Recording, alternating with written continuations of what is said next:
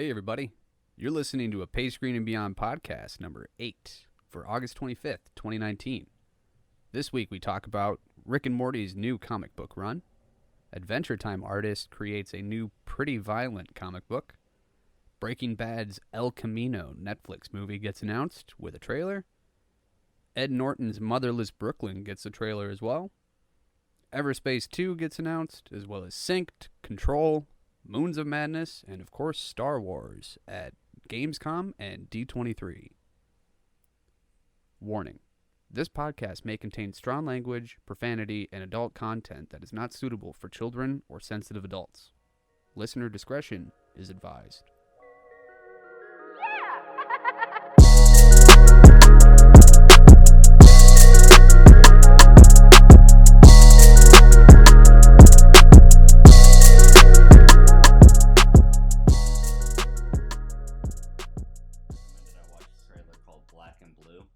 That one was kind of fucked up too.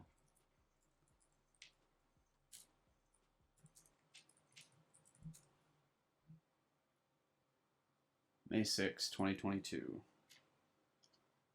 Okay. Hell yes. So yeah.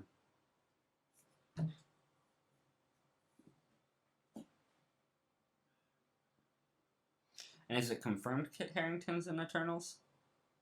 I think so. Okay. Nice.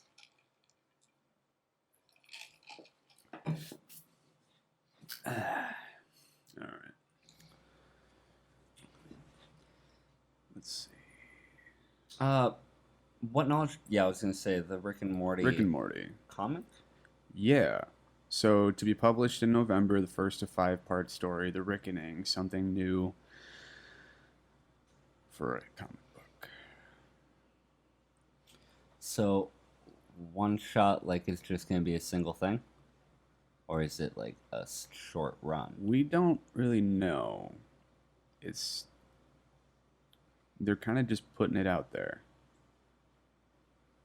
I have a feeling that this might have some backstory to the next season. Interesting. I mean, I'm definitely curious. But I could also see them doing it as, like, its own just thing. Ancillary content. Yeah. There's also a Rick and Morty Dungeons and Dragons character sheet. That is pretty sweet. I did see Enter the Florpus. Real entertaining. Yeah, it just looks like a run of Rick and Morty comics. I was gonna say, yeah, Rick and Morty adventure. It's nothing special. It's just in this form. It's their usual stuff. But like I said, I think they might actually put like some, like, I mean, they have a Unity, so they could be explaining like their past relationship a bit, and why in the comics they're not together. Expanding on the canon. Yeah, getting more in depth with their different relationships. I would actually consider these probably their own Rick and Morty episodes, just in comic book format. So, yeah. The only other thing I'd want to look into real quick is, when does Disney Plus officially release? I think it's this year, end of this year. I want to say November, but I don't know when it started. November 12th. November 12th is like the start of it? Yep. Well, that makes sense. That's why when it I have opens a up. couple different things that are slated, because... Yep. Everything's coming out in November. Everything's coming out in November. All right.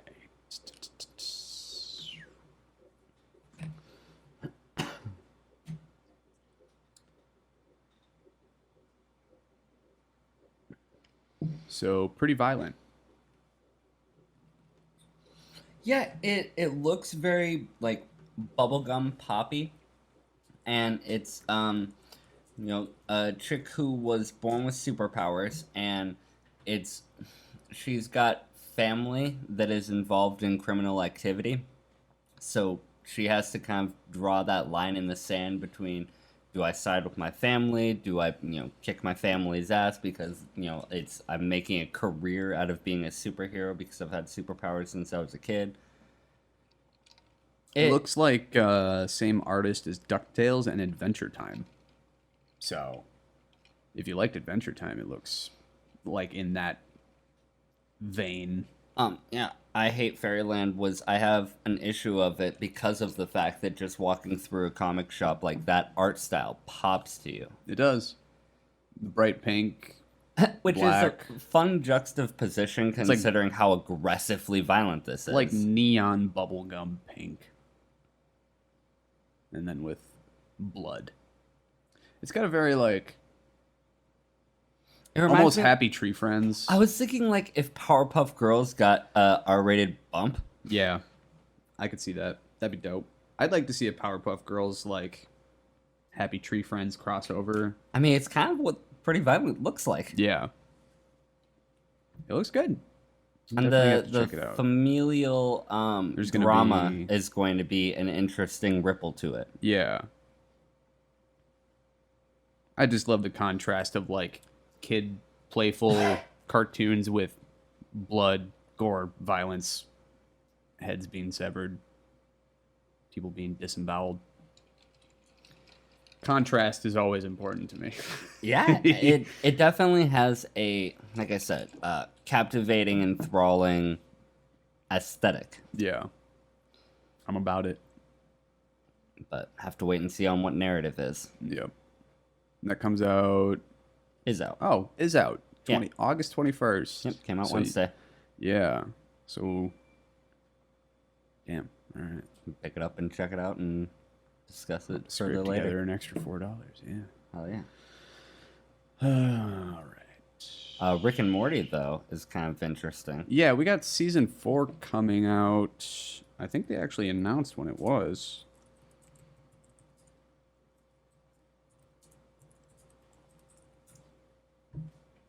December 2nd. Oh, wait, no, that's when it came out. The very original. I didn't even put in season 4. I just put season like a goddamn asshole. November 2019. So everything's coming out in November, apparently. I'm excited for that. Did you see, like, the short clip that they released with Morty and Jerry making an app? I did not see that one. I saw the little music video, but I haven't there's seen that. The short. Adult Swim has also made, like, those little, like, in between shorts that they have between episodes and stuff. They had a Rick and Morty one that was pretty good too recently. Can't come soon enough. All right, what do we got next? El Camino. It's a very brief trailer we have for Breaking Bad movie. If you guys haven't heard of Breaking Bad lately, I would highly suggest starting to watch it now. Because arguably the best show ever. You might be able to get done with it if you binge watch every episode for the next couple weeks. It comes out the 11th of October. Yes. So we got a trailer featuring Skinny Pete, who looks as methed out as he always did. Interrogation room with the cops. Yes, being interrogated by, I don't even know if it's cops. It could be the FBI. Right. It's probably the FBI. I mean, at this point, spoiler alert, if you haven't watched the series, go watch the series. But Walter White killed his brother-in-law. Who was a Fed. Who was a police chief, I believe, at the time. DEA chief. Yeah, that's right. So at that point, I mean, if Walter's alive, he's got to be in jail. There's no way he's free. Right. About to be on trial in the process of the court trial process. And in this trailer, we see Skinny Pete say, like, I've seen the news just like everyone else has. Mm-hmm. and which tells me that actually he might even be alive and it might be like the trial of the century. You know what I mean? Right. So what they're trying to do is find Jesse Pinkman so that they can convict and get this shit over with. So I'm excited because number one, I totally knew that they had already filmed the movie because I listened to Bill Burr and he kind of gave it away. But I'm just excited because it's not like they're rebooting the series. They're not making like 2 new seasons or something. It's just the one-off movie, one and done. Mm-hmm. That's it. I think it's a good opportunity to give us the closure that we may not have necessarily felt with the end of the show. Yeah, everyone wanted more at the end of the show. And they have a second chance at a good thing. You know what I mean? Like, the series was so good in being able to put a proper capper on these characters. Because, I mean, whether or not Heisenberg is still alive, you have Pinkman out there in the world. Yes. So I like the fact that this isn't like a, Better Call Saul, like called Breaking Bad, but just because it's in the same universe that these characters did exist in. You know what I mean? Mm-hmm. I mean, the thing is, this show is based off of real events. Like, it's based off of an actual guy and guys. So, do you think that, like, they're kind of taking this in their own narrative direction? Because the story has already kind of been told, more or less, of the real guy. So, this has to be, like, a whole new thing. Like, Vince Gilligan just, like, writing, like, what, he thinks would have happened after the fact. Give a proper bookend. Yeah. Which I think is a great way of doing it, actually. Because for people who aren't familiar with Breaking Bad, like, this, I feel like, would just be a good standalone movie, like, on its own. Oh, yeah.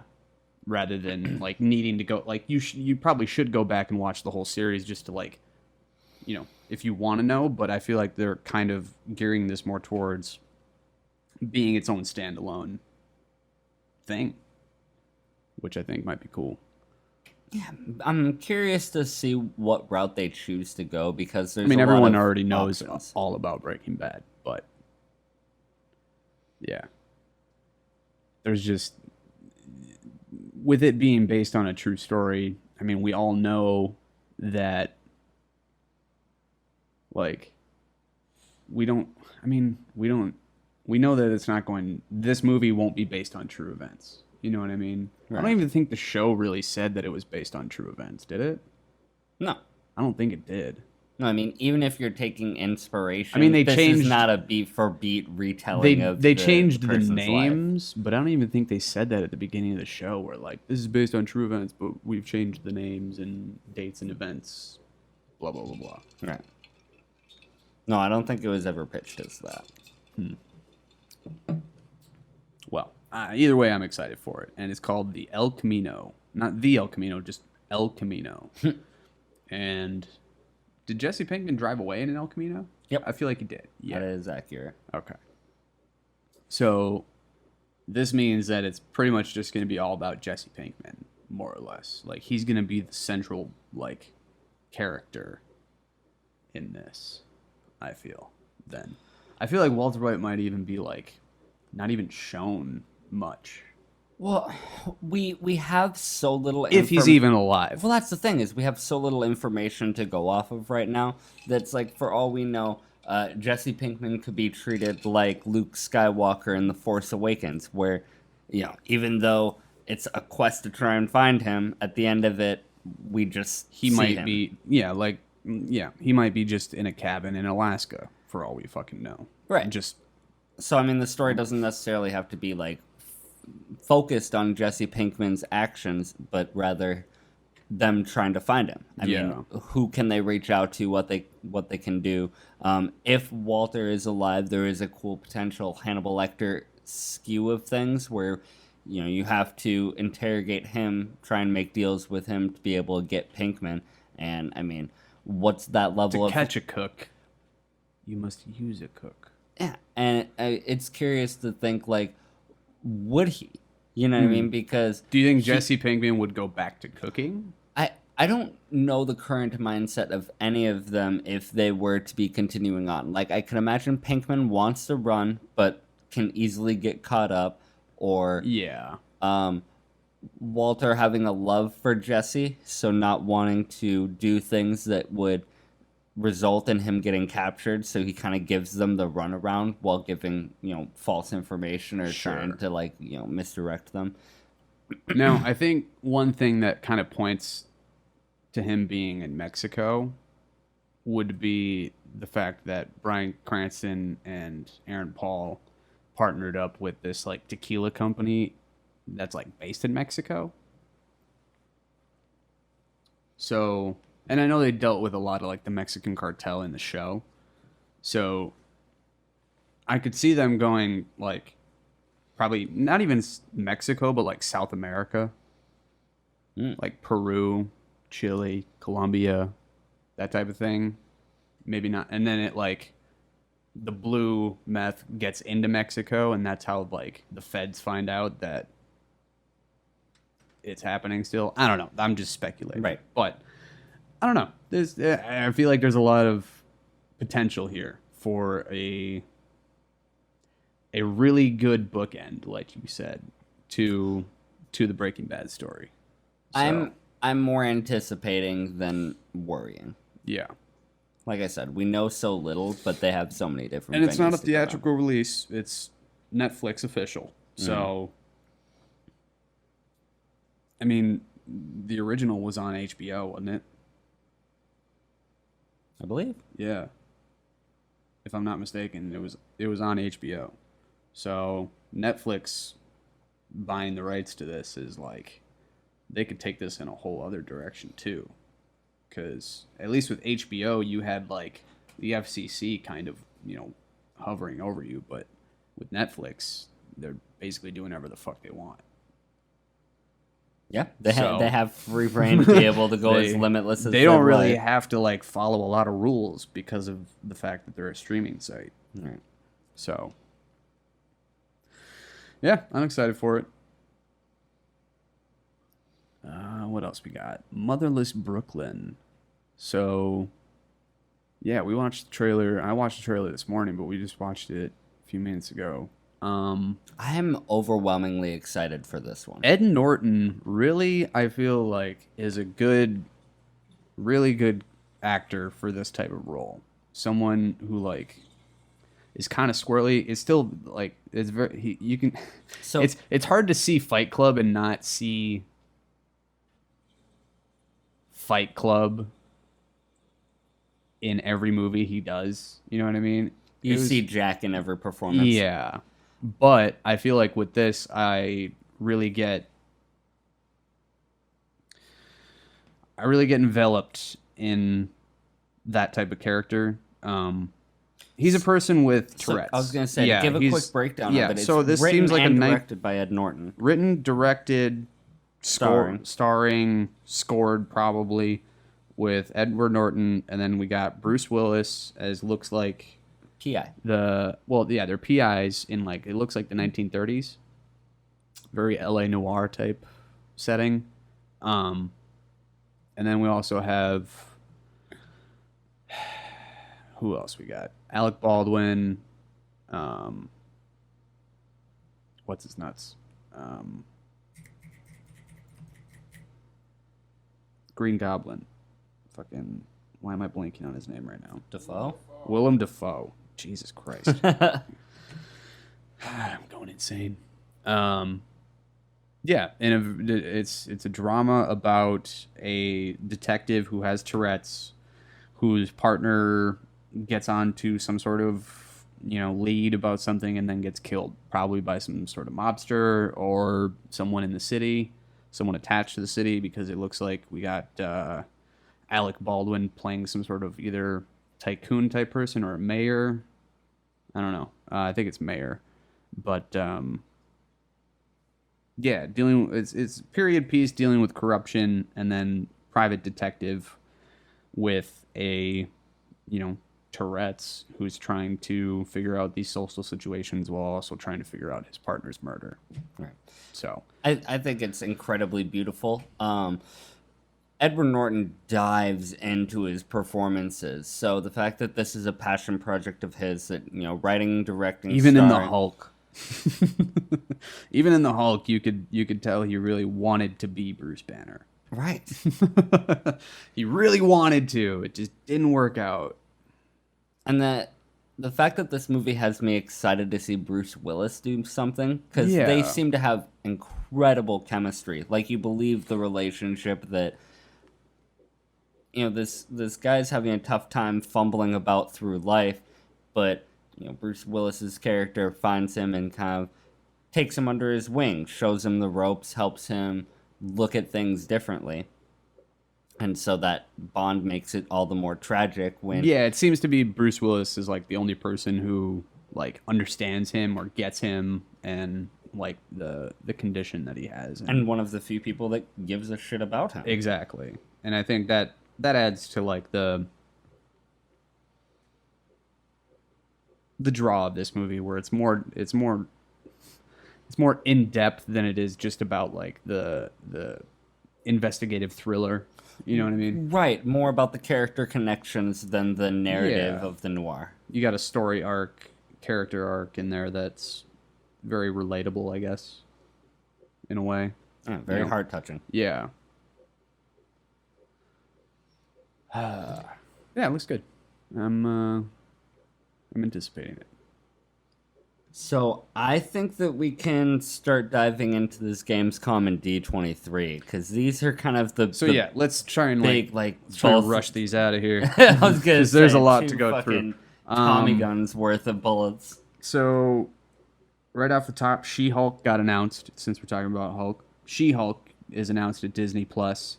Probably going to be a series, 8 to 10 episodes, I assume, for the first season. But I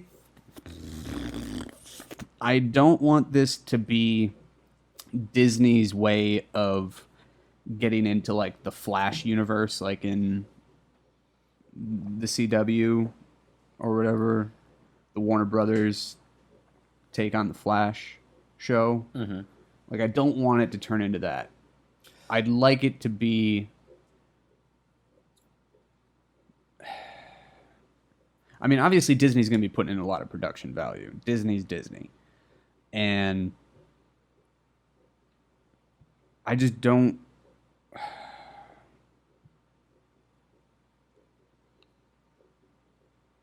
I have a fear that they might be also stretching themselves too thin. But I also think that they've probably thought this through more than I have. You know what I mean? Well, So it's not one person carrying the entire weight. You know what I Yeah. mean? And I think that the fact that they announced these 3 new Disney Plus Marvel shows in the same breath is very encouraging, because you say you were worried about a CW feel. I think that if you're having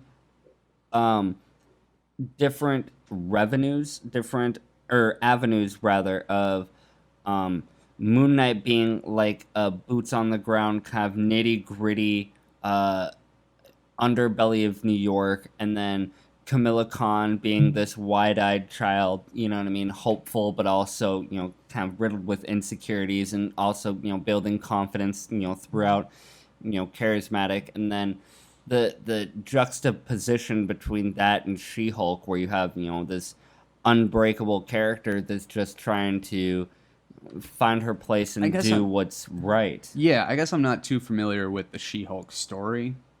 I've kind of just heard about her as a character just on the offhand. I mean, just her existing, basically. Right. Well, the quickest, you know, with her is she's a lawyer, and she, you know, is more focused on changing the world one life at a time, or, you know what I mean, like the fame of being super able is something that she uses to be able to influence like attention to court scenarios. You know what I mean? Like, Okay. she's a very much, you can't punch every problem, even though she's have to be indestructible smart, and too. can punch every problem. That's the kind of beauty of the Okay. character, is the fact that, yeah, you're unbreakable, but you also have a moral compass and trying to navigate through society. Not You know what every I mean? problem can be solved by punching people in And the it's- face. And it's real cool. The As fact much that, as you might like to. well, and that's kind of the opposite with Moon Knight. With Moon Knight, it's very, psychological headpiece thriller that does predominantly result in him punching people in the head. And I'm okay with that. No, that's cool that they have all these different ways to portray the same Marvel universe, and with all of them being, canon connected to the MCU, it's interesting how they're going to introduce these characters. Casting is going to be crucial if they're going to be segueing and bouncing each other back and forth. Yeah. Like, if you're bringing Kamala Khan to the big screen, then you got to make sure you get your casting in your show on point. Yeah. I feel like with a lot of these other shows that Disney has going on, Falcon Soldier. But those are trickle feed down. Yeah. Those are characters that they've already had. So Right. like introducing like new characters like Miss Marvel, Moon Knight, and She-Hulk. Fuck yeah. Like those are going to be challenges because those are lesser known characters, but I feel like they definitely have a lot of potential with like being characters that they could set up in these shows and then bring into like the next Avengers movie even, because that's what I assume all of this is going to be, is some sort of build up to another like Avengers, feature film where they have all these new characters kind of team up against this new threat that comes out of nowhere. Yeah, and I mean, TV putting in the legwork to make you connected to these characters. That way, it's like, as opposed to getting 3 standalone movies before you have your big team up movie, No, you speaking have exposure No. to character individually. And I mean, you could have cross connections between these different shows, so Yeah. that these characters aren't brand new to each other when you bring them in for a team up movie, or however you choose to go about it. Like, you can So I know interswap people at your leisure. Yeah, so I know you saw Captain Marvel, correct? Indeed. Okay. They introduced the Skrulls. Mm-hmm. Do you think they'd continue that into like the Skrull Wars? Secret Invasion. Secret Invasion? They can do Secret Invasion literally whenever they want. It's just what they want to do. Like, do they want to make Secret Invasion their Avenger team-up movie? I don't Do they well, want that's to the be, thing is like, they've a introduced it. Multi-year, like, cross-platform between shows and movies event? Yeah. Because, I mean, this event doesn't have to be done in a single outing. No. Like, you can set up, say, I mean, in everything a Captain we've Marvel seen- sequel, Secret Invasion, and then from Secret Invasion and Captain Marvel, you can have that affecting every MCU movie until you bring the entire Avengers squad together to take out the Skrull with altogether. Fantastic Four and X-Men and yeah. It's just a matter of when they want to play that card. Well, yeah, and plus everything we've seen is going to be coming out before 2023, more or less. It's the latest thing we've seen comes out 2024, I think. So we only have about 4 years for all of this to take place, and I feel like if they're going to set up a outside threat that's not Galactus, it's probably going to be the Secret Wars. Oh, you're thinking Secret Wars? Yeah. I mean, anything's possible at this point. We've already gotten through Civil War. We've gotten through Age of Ultron. So, I Yeah. mean, there's There's granted- really not a whole lot of other big bads besides Galactus and Secret Wars, isn't there? Oh no, I mean, Besides the multiverse wars, but that's well, you have so that's what Secret Wars. well, is. yeah, But it like there's a pantheon of characters that you can bring in as threats at any given moment. Like in a Doctor Strange Multiverse of Madness, you could be like, well, Doctor Strange. Spoiler alert. Sorry if you guys haven't seen Endgame, but it's like in the moving forward you future, suck if you haven't seen it. Doctor Strange does not have a time stone. So it's like now that he doesn't have a get out of jail free card against Dormammu, Dormammu could be a Galactus scale threat. They did introduce the Eternals as well, so that could be a part of it. I mean, yeah, exactly. So, So yeah, a pantheon of we characters have that no could idea bring what teams could. of characters It could be together. everything all at once All we- too, because Disney doesn't give a fuck clearly at this point. Well, all we know is that Spider-Man will not be teaming up. Oh, made myself sad. I mean, Kevin It's Feige. Okay, loose confirmation and early workings. Kevin Feige did say that like Spider-Man was never meant to be a permanent resident in the MCU. He was kind of on loan for what they wanted to use him for in Infinity War and Endgame and Civil War, but like I think They wanted to hold on to him for way longer. I think they wanted to, but here's the deal: is Sony was taking like 80% of the profits during this deal, and Disney was only getting 20% plus merchandise. I thought it was 5. It might even be 5. I heard 20%, Okay. but that I could be also very wrong. I mean, that's standalone movies, and I'm sure whatever it is when it's team up movies shift. Yeah. Because I imagine like Sony sees something when he shows up in Yep. They Civil definitely War see and something. Infinity War, Endgame. Yeah, but I'm Um, pretty sure the deal like involved where like Disney got like 100% of the merchandise profits from Spider-Man, but Sony got like a majority of the profits from the movies. Whatever movie he was in. So I think what happened was Disney was like, "Hey, let's just do this 50-50 either way, merchandise and movies." And Sony was like, "Yeah, but that's not really the deal we wanted." And Disney I didn't realize that Disney was including merchandising in that. I thought that it was like I thought Disney was like, no, we're just trying to flex for more on the movie rights. Well, I think Disney wanted to take 50-50 movie rights and Without giving, I didn't realize they were without giving offering up. Well, I don't merchandising. I don't know if they were giving up half of the merchandising or not. That could probably be why. But right now, this seems very But- much like public negotiations, like using Yeah. media to influence like how people feel and react, influencing where the deals could go. Because it's like, okay, people They react kind of to were me- at a standstill, and they're kind of like, let's leak this to the people and see what they think about it. And I mean, it's super bold of Disney, where it's like, we're gonna flex you for way more than we deserve, and rather than them giving a counter offer, they like are like, okay, well, we can flex back and say you can't use him in the MCU at all anymore. We're pulling him. We're not letting you use him, and that's like the fan reaction to, oh, we're not getting Spider-Man in the MCU anymore. That's awful. And it's like, okay, well, will we Amazing Spider-Man, whatever moves forward, being solely Sony? And then it gives both of them a little bit Well, more of here's- a foot in the door for their argument of Here's my argument. can they still strike a deal? Yeah, so here's my argument is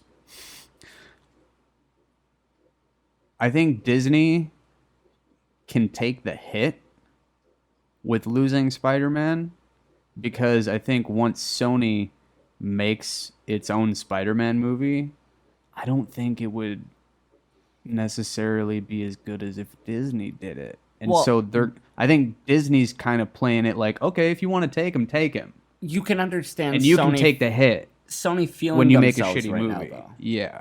And I know Sony's kind of like they're trying to well, they had the Sony leak and they had like all the shit that happened a couple years ago and they're still kind of trying to Bouncing back. recover from that. And I think they were just kind of like trying to stand their ground Well, you can in understand the negotiations. And I can understand that. You can understand them feeling themselves after Spider-Verse. Yeah. And the fact that even though it may not have been the best received, like critically, Venom made money. Venom made some serious money. Right. So if you have Venom making money, Spider-Verse being critically acclaimed, like a pathway to, many sequels. Yeah. You can understand it's like, listen, we don't have to share it all with you. Yeah. Like, we can just keep Spider-Man to ourselves and still make Spider movies. And realistically, even if they take a hit on a standalone Spider-Man movie, they still have Morbius coming out. They still have options for Black Cat, Silver Sable. I mean, Yeah. they I just can don't want keep this to- Spider content going at Sony's end and not have to share. I mean, But I would like for the... It's like watching your parents fight. I agree, realistically, but- you know Tom Holland but just just gotta be like- hurting right now. just like when I'm watching my parents fight, I don't want this to trickle over into the other, like, I don't want this fight to trickle over into other things that could go well. You know what I mean? Can I play devil's advocate for a second here? As much as I'm one of the people that would prefer having Spider-Man stay with the MCU and figure out a way for Sony and Disney to be able to work out a financial deal that's mutually beneficial, if I'm playing devil's advocate against that, you said earlier that Disney may be stretching itself a little thin. Yeah. So if we can, like, unfortunately take the hit on not having him interact with our favorite Marvel characters, having him be able to make more movies so that we're getting more superhero content every year.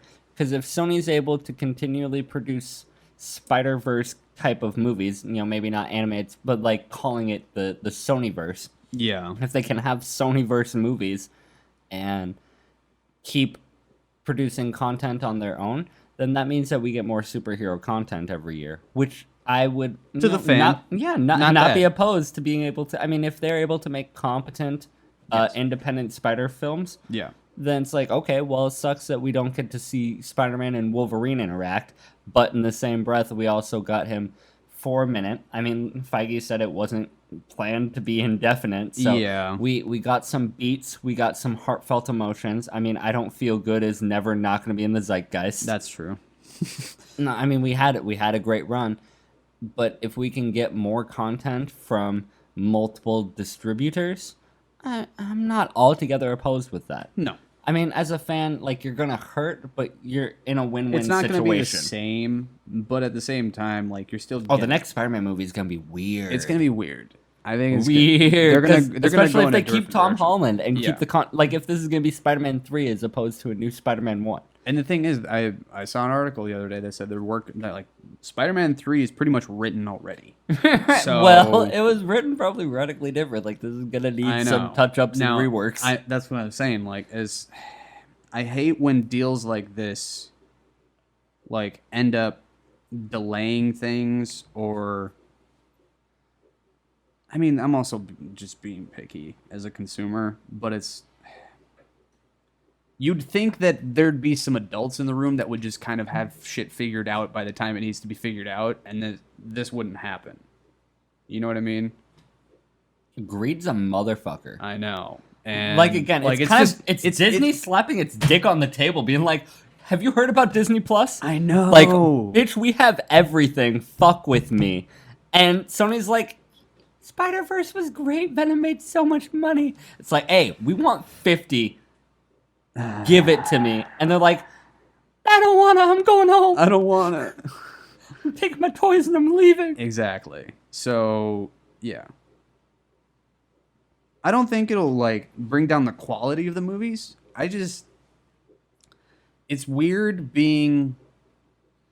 having, like, this much involvement in the, like, behind the scenes, like, so, like, there's social involvement in the behind the scenes workings and the deals that are going on. Public negotiations And is it's- yeah. definitely what's happening. And it's just weird being, like, in the middle of this hurricane of, like,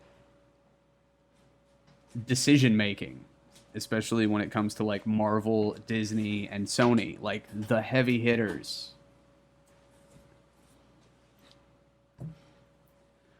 All right, what else we got? Do you want to besides- talk Matrix 4 at all? I mean, It's intriguing to me. I feel like everyone's heard it, and I mean, it's who was writing it? It was Just a quick it was your Lazowski. take on it real quick.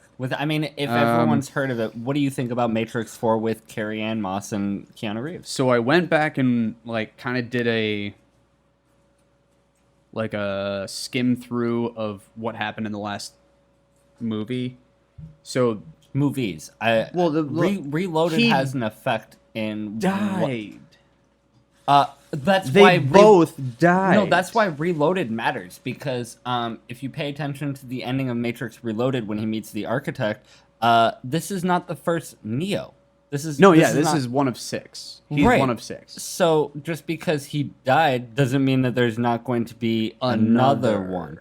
Like the justification was we're gonna hit the reset button, but if you think about the fact that it's like, okay, we're gonna hit the reset button, but the same you is going to be like, because in all of the different incarnations of the Matrix, he didn't look different. It wasn't like you killed Keanu Reeves and then the one came up. It was always Keanu Reeves. Right. Yeah. So it's like that's the justification you have, is the fact that they were reborn because it was another Matrix.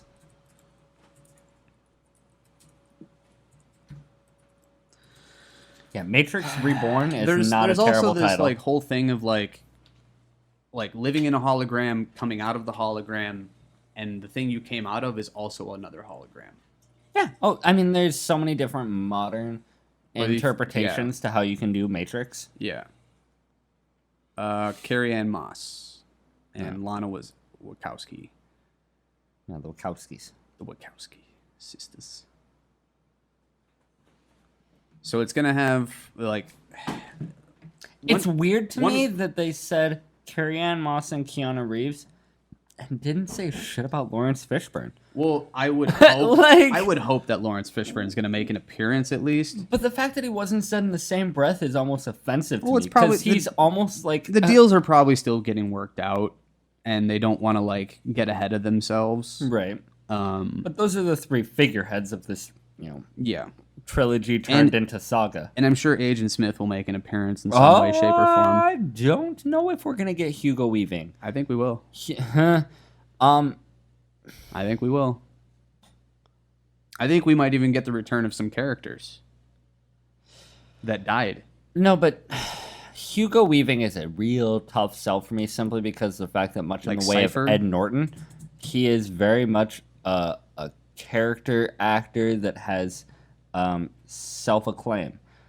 And I mean, I don't mean agree. this to seem like dickish, but it's And like he the was reason, the Red Skull. No, but the reason he did not come back as Red Skull is because of the fact that he has a layer of self-credibility that is completely earned, but also could be detrimental to inclusion. Yeah.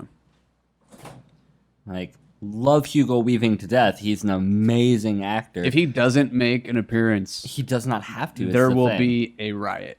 No, because he could opt not to, and if he opts not to, you don't have to include Agent Smith.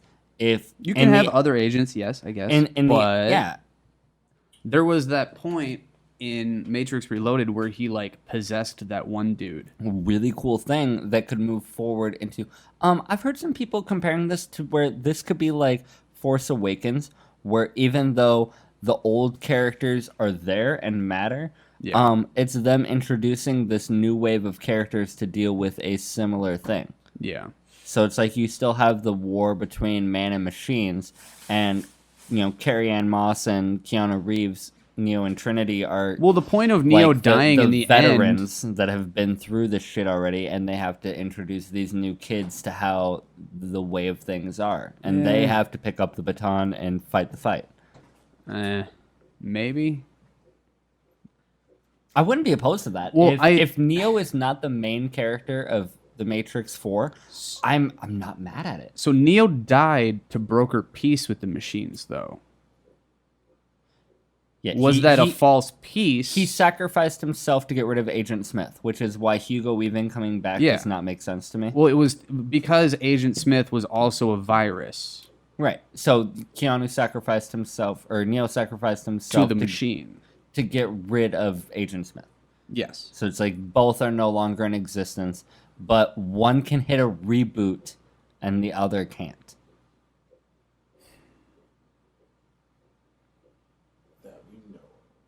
I mean, yeah, fair. If Hugo Weaving shows up, I will swear not to be God. mad at Hugo Weaving for coming back. I swear to God, if this is a rat situation, like an Endgame, where like a mouse walks across a board and reboots the Matrix, I'm No, gonna be because kinda we saw pissed. this. We saw the sun rising at the Yes. end of Revolutions. Yes, in a new Matrix, Right. that was fine. That was at peace. Mm-hmm. That wasn't Architect and Oracle having didn't- begrudgingly loving conversations. That didn't have any ridiculousness or the one trying to overthrow it. So But how much time do we move forward from there? Like, is this going to be multiple Matrixes later? no, Is I think it takes has to place be. immediately after, even though I don't even Carrie Ann Moss and Keanu Reeves are going to be much older. I don't think it'll be Not immediately much, after. because I mean, fucking vampires. What I think it might even be setting up a new trilogy. Maybe. Again, that's why I bring in the Force Awakens, like Where, you can like- have them be touchstones. Like the whole time you're in the Matrix, but you don't know you're in the Matrix, and then at the end, boom, you get pulled out of it. Mhm. And then it sets up for a sequel. I think it could be that. Or it could just be its old standalone, like, beginning, middle, and end 3-hour movie, you know. This could also be a really entertaining way to retcon one of the biggest grievances that people have with the Matrix series is the fact that humans are not the best source of battery because it takes just as much resources to keep us alive as the energy that we're going to output. Yeah. So using us for a neural network and having, you're talking about like the pulling the curtain back and what we thought was the real world was actually another layer of the Matrix, Inception, layers on layers. Yeah. That'd be a really cool way to go about it. It's like, yeah, no, you've been force-fed this lie of thinking that you're being used as batteries when really we just need your synapses firing. Like, we just need that brain. Yeah, like realistically, like the computing power you have is dope. In your biological brain, We want never, it. will collectively will never be as powerful as our whole planet as machines. So I mean, that's So- a cool wrinkle. Yeah, like each person's brain could be like a processor in a giant global wide computer. And that's a great way to, like, again, retcon the mistakes of the past. Yeah. Improper verbiage. Yep, I could see that. And adding a layer of contexturing. Yeah. Let's see, what do we have? All right. So, lastly, we have Everspace 2 announcement trailer at Gamescom. the Gamescom. I was a big fan. I played a bit of the first Everspace. I never really finished it. I just, I found it at a friend's house. I was like, what the hell is this? Dabbled. It looks dope, and I played the shit out of it. And now Everspace 2 is coming, and it looks fucking gorgeous. Fucking gorgeous is the only way I know how to explain it, because it's a true to self space flyer simulator, space flight simulator with Combat. combat. That's all I want. I just want to be able to shoot other spaceships in space and fly around space. And it looks like there's a giant amount of customization or different ships you can get and different weapon sets, and there's cloaking, there's shields, there's everything you want in this type of space Odyssey Yeah. type game. So, So I was gonna say, it's- I'm uber excited for it. Undeniably, like, insanely beautiful. I mean, Yes. the aesthetic of it with all of the textures, all of the vibrant colors, All the waves of energy and rays and light rays, the clouds, speed the at ion which you're clouds, moving, the planets' shadows all line up. Like if a planet has rings, all the shadows line up perfectly. It's It goddamn beautiful. looks like a gorgeous fucking game, and I'm with all these new. Like, I'm curious. I mean, to it is see a how Steam- tedious it is because the upgrades are a cool wrinkle, like you're saying, the invisibility, being able to do different things. But yeah, having different abilities. I'm curious how much of this is Maybe like, even teleporting. we were talking before recording about how much is this going to be story based. Like, is this Yeah. just a flight simulator with combat, Or is So this a narrative that we're navigating through our I think- RPG style upgrades of our ship? I think you really can't release a game these days without having some sort of story element to it. I mean, What was Cuphead's story? Cuphead's story was just its story. Like you play, like as stupid as that sounds, like there wasn't really an online element. I would say, like you could play with people. I think. No, it was just like a co-op player, so you could play with a friend, but I don't think there was an online element. But you just like play through it, you scroll through. But with something like this, it is on Steam, so I don't know if that opens up more possibilities for it having like a story mode, but it looks like it could just be like there might be a small story mode that takes place around like in a solar system, and maybe even you go to another solar system and it's just that. But then there's an open world element where you can go to wherever and find it. It's almost like Eve. Did you ever play Eve? I don't know. It's hyper open world, open universe, where you could start in a spot and play for hours and hours and hours and not meet another person.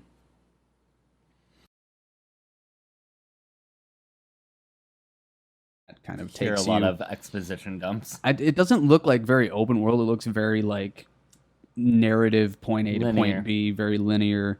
So if you like that type of game, this looks actually like a pretty fun and horrifying one to get into. So Yeah. If we're talking linear storytelling, too, Control comes out in 2 days. that's right. Yeah, Control looks awesome. It's got shooting elements, superpower elements. It's Third person kinetic, psychokinetic thriller. yeah. Yeah. And I mean, you're taking the role of someone who's the director of this agency that deals with, from what we can tell, some supernatural elements. And the point of the game is to be able to understand your environment and your duties. I mean, everything about this game confuses me at a glance while looking very intriguing. It looks like a really gritty, beautiful, like a smaller version of Shadow of the Colossus, where you kind of have to fight enemies here and there, but then you have to face a giant enemy, like a big boss, in a certain part of the the map or the building or something like that, and it looks like it has like a good variation of different types of enemies. It's not like the same enemy that just pops up in different places. It's different types of ghouls or Yeah, it's like aliens. It's very confusing. paranormal investigation agency meets like a sci-fi like super powered like it's so many different elements all at once, But also it looks but like it you all have blends together so seamlessly. it looks like you have like these powers where you can pick stuff up and throw them with your mind, but then you also have like a gun that seems to be like a special gun that you get. Like morphs into different things. It can, it looks like it can be used in different ways. Like the same gun can shoot both like long range rounds, but also shoots like shotgun rounds or electric. It can be used in different ways. So, which are a couple of the things that we've seen. yeah, Which, I really knows like how much when its limitations. I really like when a game does that, where they take an idea of like having a sidearm and kind of blow it out from there and make it be able to do different things, and then you can use that to solve the puzzles around that you find. Yeah, I like that type of shit. Rather than trying to find a item that does that certain thing that unlocks that door, you can kind of use your weapon in a certain way to complete that task. Right, makes items feel less throwaway. Yeah, completely. And let's see what else we got. A game called Synced. Yeah, Synced Off Planet is Synced basically Off Planet. hackable zombies. It's sci-fi zombies. So yeah, it's got kind of like a weird sci-fi horde.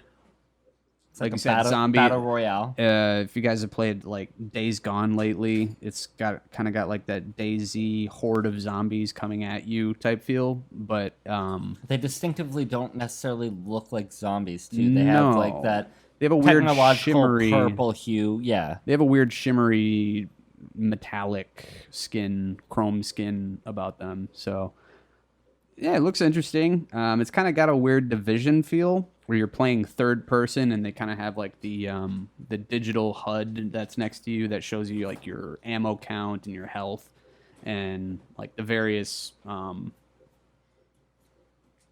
interactions that you have to have with your environment, stuff like that. So yeah, I'm interested in it. Looks like a fun game. It looks like one of those games that could be getting into the battle royale genre, but more in like the survival aspect of it, where you kind of have to you have your team on a map, but then there's another team that you have to kill before your escape pod will come in, and then you have to survive. If I'm being blunt, like the concept and environment seem way cooler than the mechanics of the gameplay. Yeah. It seems very base while still being I'll intriguing. definitely have to get my hands on it to give a full impression, but yeah, I kind of agree with that, where it kind of seems like run of the mill, right? Yeah, it kind of As far seems as like gameplay. you get It's a cool you get your environment, weapon, you aesthetic. survive until you don't have to survive anymore, and then you go to the next place where you have to go to one spot, pick up a thing, and survive until then pod comes. It kind of seems very repetitive in that sense, but we'll see how fun we'll see how it plays. utilizing everything, right? I think a lot of these games are getting more into like the randomized, both randomized weapons and randomized enemies lately, where like they want to make sure that like when you replay something, it's not going to be the same. The enemies won't come from the exact same position. They kind of want to make sure that they're throwing, left hooks at you and stuff.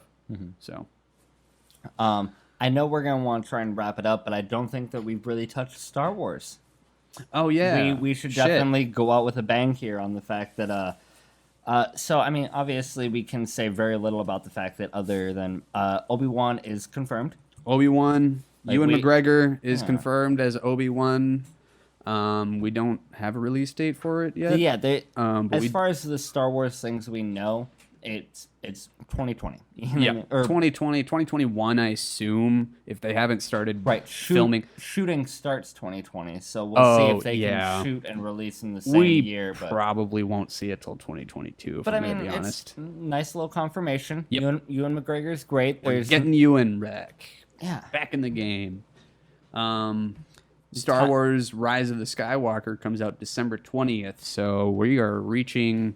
Keep your eyes peeled because We are- trailer's Monday. Yep, we are going to be getting a trailer here pretty soon, an official trailer rather than just that teaser trailer that we got a few months ago. And if you've been paying attention, we got a new poster of Rey and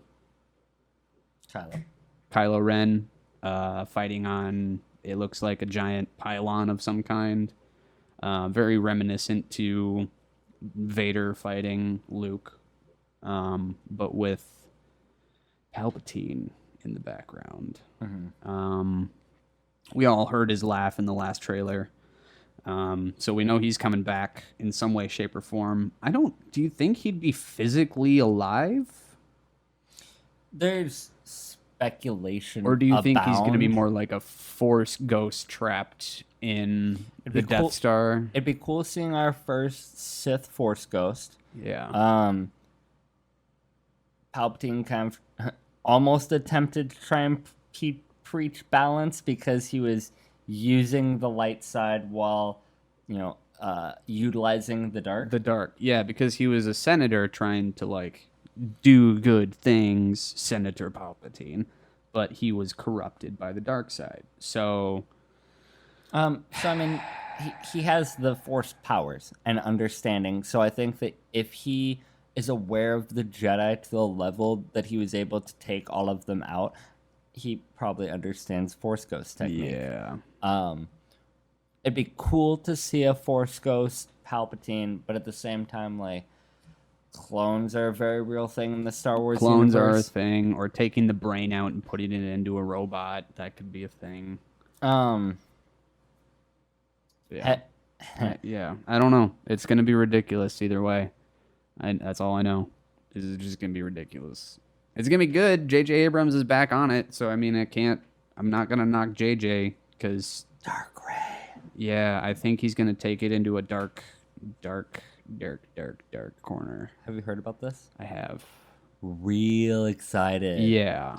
And, I mean, obviously, I hope... speculation territory. We don't know what the exact meanings and ramifications are. But all I've heard really is red that lightsaber Rey, motherfucker. Red lightsaber, dual lightsaber. Yeah, really, like, from what I've heard from people who have seen it, it's almost, like, hard to describe exactly what it is. Well, I know they've been, like, playing with her having that, like, spear staff thing.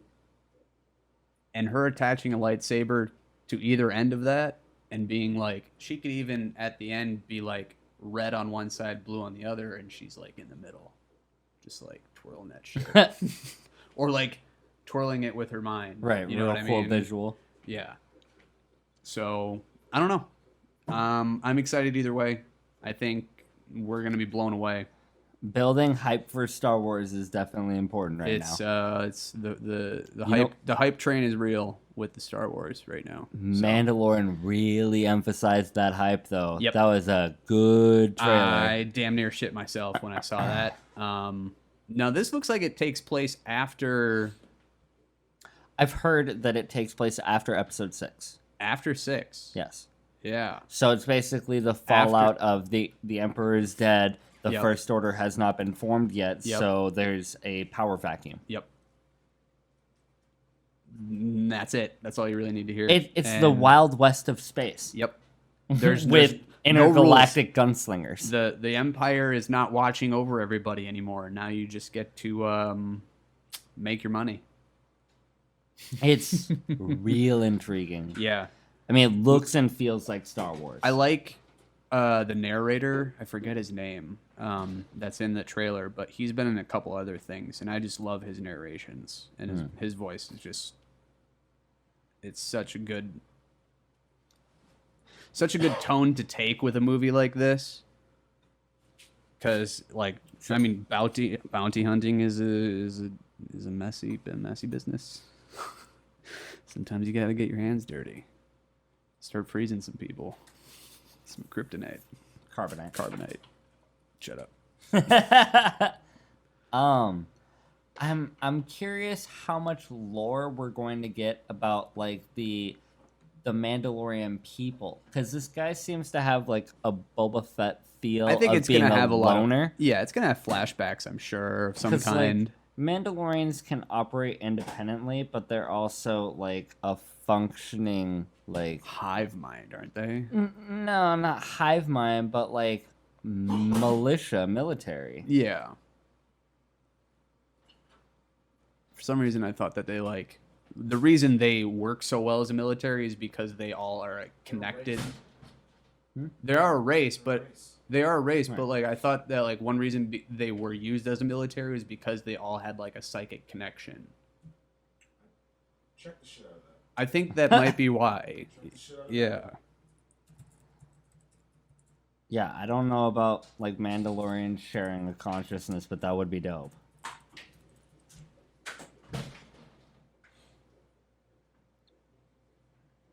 I'd have to look into the Wikipedia.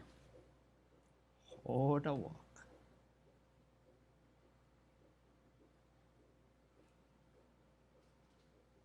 Mandalorian race. Children of Mandalore are nomadic people, clan-based, consisting of members, multiple species, and multiple genders, all bound by a common culture. Oh, maybe I'm wrong. I could be thinking of the clones. Clone Wars. They kind of fucked that up. Using there's Boba Fett. multiple species, by the way, X. It's a culture. Culture.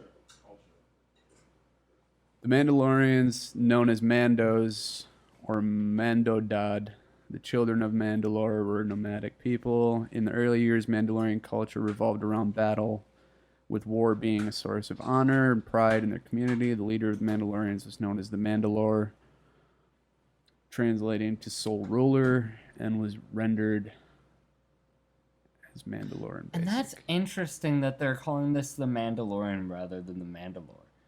So it's like this does have very much a isolated. He's just feel like to it. he's a rogue of his own people, Right. basically, is what it is. Yeah, like a competent. He's not a ruler. He's just a soldier that happens to be Mandalorian. Right. So it'd be really interesting if they show like the Mandalore and his people in a conflict with or against him. When Boba Fett took the title of Mandalore years later, they were approached by a powerful unknown empire. They Do you think we're Yuzan gonna Vaughn see and aid them wealthy mercenaries. Boba come out of the Sarlacc? What's canon? Boba managed to feed. There's information. a fine or a very defined line in the sand, because the books up until 2015 are not canon, but the books after 2015 are canon. Every video game and book that came out after 2015 is canon. Pre-2015, it's only movies and maybe Clone Wars.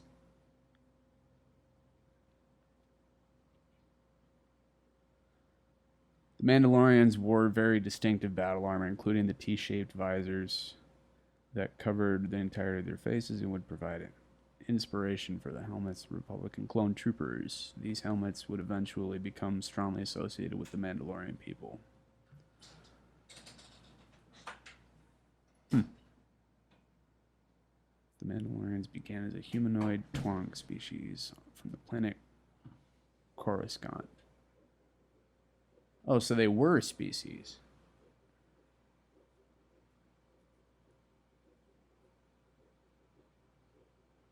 Damn, I know so little.